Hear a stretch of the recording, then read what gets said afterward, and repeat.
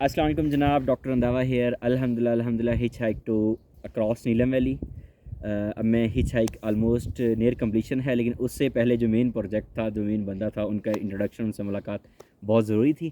तो इसलिए मैं पूरे 2 दिन स्पेंड करने आया स्पेशल इनके पास। क्योंकि देखो यार, आपने किसी इलाके में जाना हो ना, तो ज़रूरी होता है उस इलाके के किसी एक्सपर्ट, किसी प्रोफेशनल बंदे के साथ आप ज़रूर रब्ता रखो और वहाँ देखा जाए क्या इन्फॉर्मेशन, क्या नॉलेज आप इकट्ठा कर सकते हो अगर आप उन लोगों को जानना चाहते हो। अगर आप सिर्फ आना चाहते हो, टूर करके जाना चाहते हो, तो ये वीडियो बिल्कुल आपके लिए नहीं है। तो मेरे साथ हैं, कोई इंट्रोडक्शन के मोहताज नहीं, कोई तारफ़ मोहताज नहीं, रईस इनकलाबी साहब, वो ही रत्ती गली वाले। और ये आपने हरी पर्बत वाले सुने होंगे ऑब्वियसली हर जगह पे।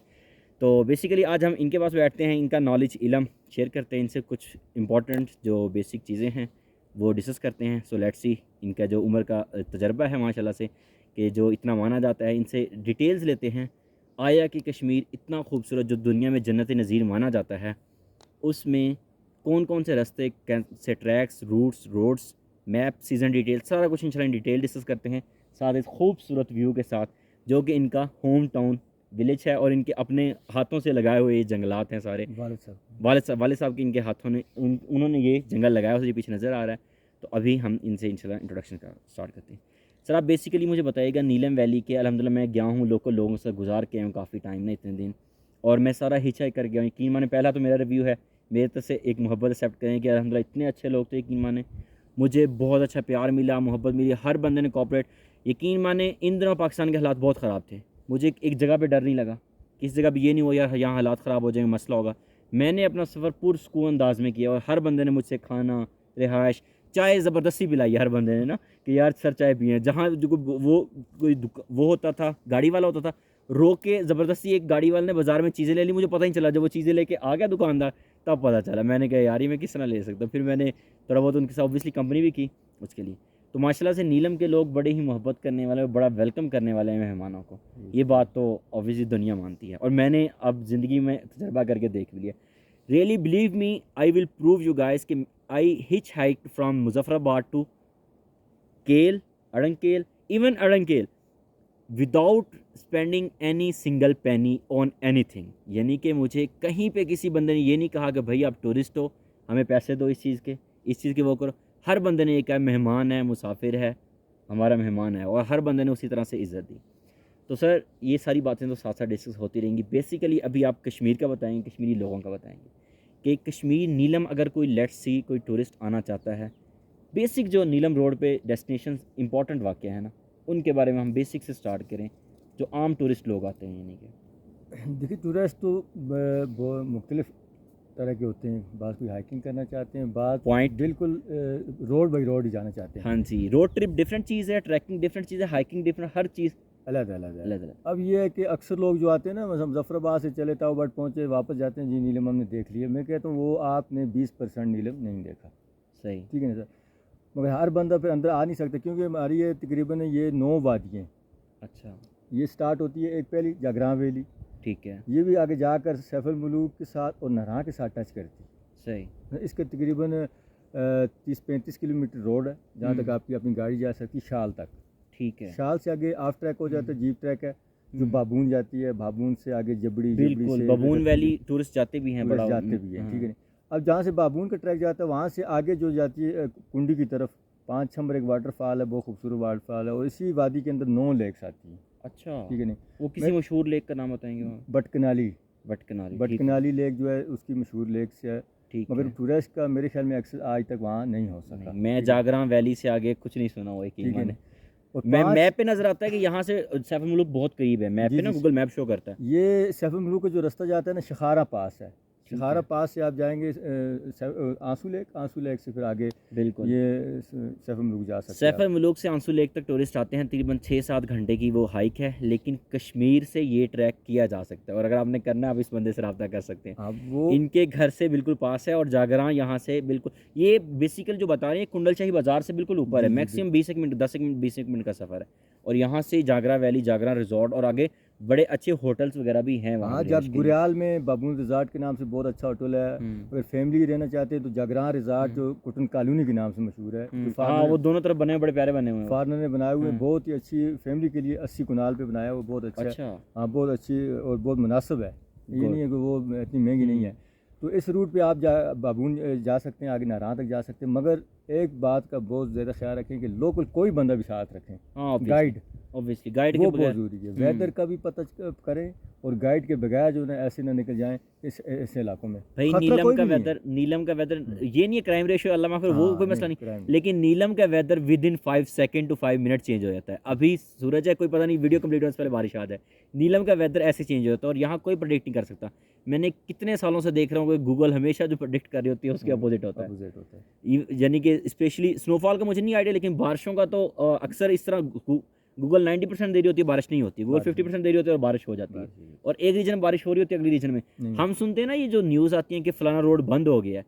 बेसिकली वो न्यूज़ आती है फलाना रोड बंद हो गया उसकी, ये रोड नहीं न्यूज़ नहीं आती कि वो 4 घंटे बाद खुल भी गया है। वो बारिश की वजह से लैंडस्लाइड जो होती है वो इलाके के लोग खुद ही मेहनत करके या गवर्नमेंट सपोर्ट करके वो रोड्स खुल जाते हैं उस तरह। मौसम की कंडीशन अगर आप लोकल गाइड रखें तो ये चीज़ पहाड़ी इलाकों में स्पेशली नीलम में मसला नहीं होता, मेन क्योंकि यहाँ आबादी रोड, बहुत है। मेन रोड तो आप 2 से ढाई घंटे बंद रह ही नहीं सकता ना। नीलम की नीलम वाला रोड। इंतज़ामिया जो है ना वो एक्टिव है इस मामले में। वो जगह जगह मशीनरी खड़ी करती है। सिर्फ सर्दियों में जो जनवरी फरवरी में होता है उसमें रोड इसलिए नहीं खोले जाते क्योंकि जिस एरिया से खोला जाता है उसी में हैवी लॉन्च का खतरा दोबारा होता है। हाँ, avalanches वगैरह खतरा वो होता है। हैवी लॉन्च का सिस्टम जब ख़त्म हो जाता है ना फिर रोड पे मशीनें चलाई जाती हैं। लेकिन अगर देखा जाए टूरिस्ट स्पॉट्स में पाकिस्तान में वाहिद नीलम वाली मैं कहूँगा ऐसी है कि जो केल तक रोड 12 महीने खुला रहता है, ऐसे ही ना।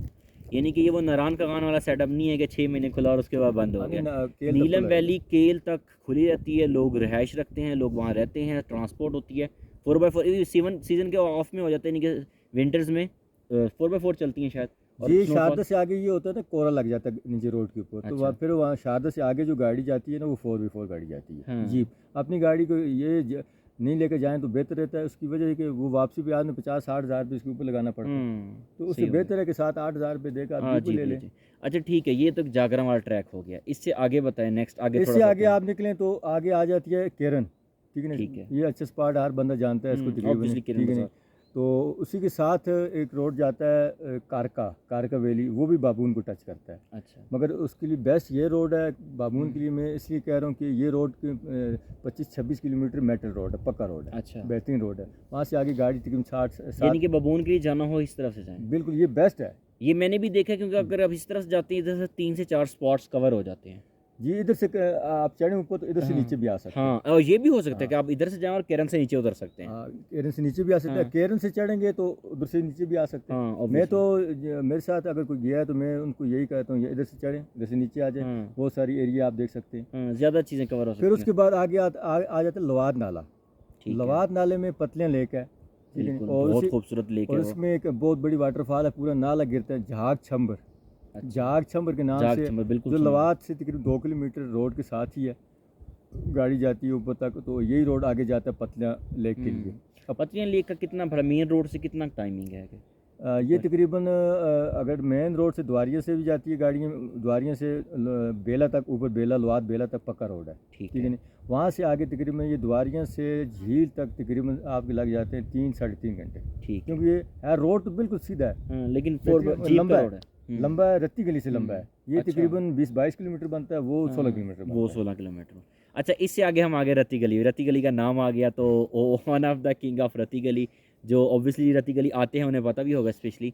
तो रत्ती गली बेसिकली, रत्ती गली का पहले सिंपल ट्रैक बताएं, उसके बाद हम डिटेल में जाएंगे और वो अलग से वीडियो करेंगे, क्योंकि ही इज़ द पर्सन जिन्होंने मुझे ये जो क्लेम करते हैं कश्मीरी में कि he has discovered, he himself has covered more than 50 lakes of Neelum valley. ऐसे ही 54 एग्जैक्टली कहते हैं कि 54 लेक्स इन्होंने खुद माशाल्लाह से देखी हुई हैं। और वो नीलम रीजन में ही जो लेक्स हैं वो सारी यही कवर करवाते हैं। गाइड इन्हीं के पास होते हैं, साथ जो पोर्टर होते हैं वो सारे यही प्रोवाइड करके देते हैं। अगर आपने नेक्स्ट कभी यानी कि नीलम इस रीजन को देना हो या वो ट्रैक करना हो, रत्ती गली से आगे वाला बेसल वाला ट्रैक जिसमें काफ़ी लेक्स आती हैं, इसमें मैं आपको बताऊं कि नीलम वैली में जो इंटरनेशनल रिपोर्ट है वेटलैंड की, जो यूएनओ का दायरा है, उसकी रिपोर्ट के मुताबिक 72 लेक्स अच्छा नीलम वैली में। अब जो गूगल से हमने सर्च किया था वो 84 बनती थी, मगर मेरा कैंप साइट की वजह से मैं टाइम नहीं दे सका उनको डिस्कवर करने में, क्योंकि जो मेन सीज़न होता है उसमें हमें कैंप साइट भी हो जाता है। बिल्कुल। तो जब थोड़ा सा टाइम मिलता है तो कुछ 5-6-8 लेक्स इस तरह डिस्कवर मैंने पिछले साल इनके माशाल्लाह कैंप साइट भी देखी और मैं हैरान रहा। मैंने कुछ नाइट्स वहाँ स्पेंड की कि इनकी कैंप साइट्स में इनके पास कम से कम 1500 से 2000 लोगों की कैपेसिटी होती है रात सोने की, और मैं हैरान था, वहाँ फैमिलियाँ आके सोई हुई थी ऐसे ही। बिल्कुल फैमिलीज रात नाइट स्टे करती हैं और अगले दिन रत्ती गली जाती हैं, फिर आगे स्टे करती हैं और फिर नीचे आते हैं। होना भी इस तरह चाहिए। रत्ती गली की खूबसूरती को आप 2 घंटे 3 घंटे में नहीं इंजॉय कर सकते। वो रत्ती गली हर 10 मिनट बाद, हर 5 मिनट, और दिन के हर सुबह टाइम और सीन होता है, दोपहर में और सीन होता है, और शाम टाइम उसका और ही सीन होता है। मैंने फैमिलीज़ को सुबह 4 बजे बेस कैंप से उठ के रत्ती गली जाते देखा है बच्चों के साथ ना। बिल्कुल बिल्कुल। अच्छा, बेसिकली आप रत्ती गली का बताएं, बाकी लेक्स का हम बाद में अलग से करते हैं। रत्ती गली का बेस्ट सीज़न जो है ना जुलाई अगस्त, अच्छा ये 2 माह जो है ना रत्ती गली के लिए बेस्ट है। अच्छा, ये बात बड़ी मशहूर है, रत्ती गली को रत्ती क्यों कहा जाता है? असल बेसिकल देखें, इसमें लोग कहते हैं ना कि रत्ती गली फूलों की वजह से रत्ती गली कहा जाता है। हाँ हद तक कि ऐसी बात नहीं है। अच्छा, उसकी वैसे वजह रत्ती फूल रत्ते होते हैं, लाल नहीं, लाल होते हैं वो देखें ना, अभी हाँ। रत्ती गली में भी वो फूल मिलेंगे आपको, पतले में मिलेंगे, और हाँ। सबसे ज़्यादा आपको नूरी टाप पे वो फूल मिलेंगे। अच्छा, वो जंगली फूल है। हाँ, जंगली फूल है। हाँ। अब अगर वो फूलों की वजह से होता फिर नूरी टाप को भी रत्ती गली कहते हैं। रत्ती टाप ठीक है कहते हैं। हाँ। बेसिकल जो लाल बुत्ती है, हाँ अच्छा ये भी लाल सुर्ख को कहते हैं। ठीक है। असल में रत्ती गली जो लेक है ना, लोगों को असल ये नहीं, रत्ती गली ये लेक है ही नहीं अच्छा जो बड़ी लेक है। हाँ रत्ती गली जो जिसको मुस्तंसर सेन ताड़ साहब ने हंसराज का लेक दिया है, उसको कहते हैं रत्ता सार, अच्छा सुरख सार, हाँ उसको कहते हैं। असल में रत्ता सार वो है। अच्छा अभी भी किसी अब सफ़ेद रेश बुजुर्ग से किसी से पूछेंगे आप जाकर ना कि रत्ता सार कौन सा जी, तो वो आपको हंसराज का बताएगा। अच्छा। हंसराज है, हाँ। ठीक है। अब मुस्तंसर साहब को जब वहाँ से गुजर हुआ था तो उसके अंदर कुछ बर्फ़ के ऐसे टुकड़े थे जैसे हंसराज परिंदे की तरह थे, तो उन्होंने उसको हंसराज का नाम दे दिया। ठीक हो ठीक है नहीं। हाँ अब वो रत्ता सार तो भूल गए लोग, तो हंसराज के नाम से ही चल पड़ा कि सोशल मीडिया के ऊपर हाँ, उसी के बिल्कुल। नाम से हो गया। असल में रत्ता सर वो है। इसको ये जो रत्ती गली बड़ी लेक है, इसको ढारिया सरियाँ सर कहते हैं। सरियाँ सर, सरियाँ इस जगह का नाम है सरियाँ। ठीक है। इसमें छोटी छोटी जो ऊपर मस्जिद है ना, हाँ हाँ आप बिल्कुल, गए मैं देखी उसके जुलाई में जाएंगे ना, तो छोटे जैसे पोलो के ग्राउंडों के अंदर होते हैं ना छोटे छोटे टापू बने हुए टापे हैं, बने, टापू बने। इस तरह वो टापे बने हुए हैं। हाँ। उनको हम बड़ी को सर कहते हैं, हाँ छोटे को ठीक सरी हो नहीं गया, कहते। ठीक हो गया। ठीक है ना। आप नेक्स्ट जब भी रत्ती गली जाए ना, तो रत्ती गली आप बेस कैंप से ऊपर निकलते हैं तो लेफ्ट साइड पे ऊपर जो ढोक बनी है वो बेसिकली ढोक इनके खानदान की, बिल्कुल। और वहाँ माशाल्लाह से मस्जिद भी बनी हुई है। मौलाना बरकतुल्ला झाकवी शायद उन्होंने वहाँ जी सर, से वो उन्हीं की मस्जिद है। ये 2-3 साल पहले हमने उसके ऊपर छत लगाई थी, तो ये अब आखिरी तो ढोक बगैर है। शेल्टर लगी हुई है जी ऊपर। जी हाँ, आखिरी ढोक है ये, लोगों की आखिरी ढोक है। यहाँ से आगे कोई ढोक नहीं है। तो जब पहले कैंप साइड नहीं थी, तो जो टूरिस्ट आते थे तो इसी मस्जिद के अंदर हम उनको रिहाइश देते थे। अच्छा खाना पीना फ्री देते थे और रिहाइश हम देते थे इसी मस्जिद के अंदर ही। ठीक हो गया। तो साल के कुछ 3-4 ग्रुप आते थे, ये 5 आ जाते थे, इससे ज़्यादा नहीं आते थे। तो फिर हम उसको मस्जिद में ठहराते थे, उनको खाना पीना जो भी होता था हम वहाँ फ्री करते थे। मैं भी उस ढोक पे गया हूँ, यकीन माने, वहाँ से झील का व्यू, छोटी रत्ती गली वहाँ से नज़र आती है, रत्ती गली ऊपर नज़र, बड़ा प्यारा व्यू नज़र आता है वहाँ से ना। अगर आप डिसेंड कर रहे हो, आप उस साइड से डिसेंड करें, वाटरफॉल के अक्रॉस जाना पड़ता है हमको, दूसरी साइड पे जाके वहाँ से नीचे उतरना होता है। अच्छा, अब रत्ती गली को, यानी कि रत्ती गली झील फिर कहाँ क्यों गया एग्जैक्ट, जो रत्ती नाम? वो वही मैं कह रहा हूँ कि हंसराज लेक जो है उसकी जो बैक साइड के पहाड़ हैं, एक तो वो रेड है, ठीक है। इसी के ऊपर जो काला सर 1 और 2 है। अच्छा। अब काला सर क्यों कहते हैं उसको, कि उसका जो पहाड़ का अक्स है ना ब्लैक है। अच्छा। तो वो उसका जब झील में पड़ता है ना, वो पानी उसका काला, हाँ, तो वो काला चिट्टा कट्ठा को चिट्टा कट्ठा क्यों कहते हैं, कि उसके पानी का फ्लो जो है फिल्टर नहीं हो सकता ना, बाहर डायरेक्ट नहीं निकल रहा, ओपन नहीं निकल रहा। अच्छा। तो उसका पानी जो खड़ा रहता है, तो पानी तो उसका थोड़ा वाइट होता है। हाँ चिट्टे कट्ठा का पानी वाइट रहता है हमेशा। आप जब भी देखें उसका ग्रीन पानी आपको नहीं मिलेगा, ठीक है। कभी भी नहीं मिलेगा ग्रीन पानी। ठीक है। उसका पानी आपको वाइट की तरह का मिलेगा, क्योंकि एक तो वो बहुत दूर से जाकर 1 किलोमीटर दूर से पानी उसका बाहर निकलता है, सही, बाजार नहीं निकल रहा। रत्ती गली का तो बिल्कुल डायरेक्ट ऊपर से हाँ निकल रहा है। सामने वो वाटरफॉल। अब हंसराज की बैक साइड पे जो पहाड़ है वो बिल्कुल रेड है। उसका अक्स आपने गौर न किया हो, रेड एक वो है, एक ही लाल बुत्ती। लाल बुत्ती जो जियोग्राफिकल सर्वे करते थे बरतानिया दौर के अंदर गोरे, तो अभी भी ये 16,000 की इसकी हाइट है इसकी ऊपर। और नीलम वैली में 3 लाल बुत्तियाँ और भी आज़ाद कश्मीर में हैं, जहाँ से जियोग्राफिकल सर्वे करते और ये लॉजिकल रिसर्च करके बंदा ऑथेंटिक बात बता रहा है, क्योंकि इनके मुताबिक ये जो लाल बुत्तियाँ 3 हैं नीलम वैली में, और ये गोरे ने आज से कई 100 साल पहले, कम से कम 100-150 साल पहले तो रिसर्च की हुई है। उसके ऊपर सर्वे का निशान लगा हुआ है अभी। अच्छा। हाँ, सर्वे का निशान है। वो लाल बुत्ती पे ऊपर आप गए हुए? बिल्कुल, मैं तस्वीरें दिखाऊंगा अभी आप। अच्छा। हाँ बिल्कुल, कई बार गया मैं, बल्कि मैं बर्फ में गया हूँ। हाँ। फुल बर्फ में गया हूँ। ऊपर यानी कि वहाँ पे निशान लगा के उन्होंने अपने सिस्टम के मुताबिक तब मेजरमेंट्स की हुई थी, और वो मेजरमेंट्स अभी तक हैं। अभी तक, यानी कि 74 सालों में हमारी गवर्नमेंट कोई सर्वे भी नहीं कर सकी, वो जा ही नहीं सकी उधर ही। वहाँ तक यानी कि गवर्नमेंट पहुँच जाए। अब ये हाँ। बताएं कि आप फिर कहते हैं कि यहाँ टूरिज़्म कैसे है? टूरिज़्म यानी कि अगर मेरे ख्याल में शायद गोरा होता तो यहाँ नीलम वैली को कहीं ऊपर लेके जाते, देखिए सर, स्विट्ज़रलैंड से मेरी ऊपर होती। देखिए उसका अगर गवर्नमेंट हमारी इतना कर सकती है कि 3 फुट का ट्रैक तो बना सकती है ना। बिल्कुल। लाल बुत्ती तक ट्रैक बना सकती है, हंसराज तक बना सकती है, कालासर तक, गट्टियाँ लेक तक, नूरी लेक तक, इतना अच्छा, हो कि ये आसाम से टूरिस्ट उसके ऊपर चल रत्ती सके। गली के आसपास भी काफ़ी लेक्स हैं। इसके राउंड में तो 26 लेक्स हैं। अच्छा, रत्ती गली के राउंड में 26 लेक्स। 26 लेक्स आपको हैं आए मैं उस दिखाऊंगा उस मगर रीजन उसके में। लिए 4 दिन आप निकाल कर आएंगे। अच्छा।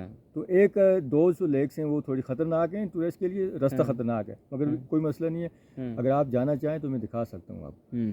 चलें इन लेक्स की डिटेल हम अलग से बनाते हैं नेक्स्ट वीडियो में। चलो, ये सर बहुत अच्छा हो गया।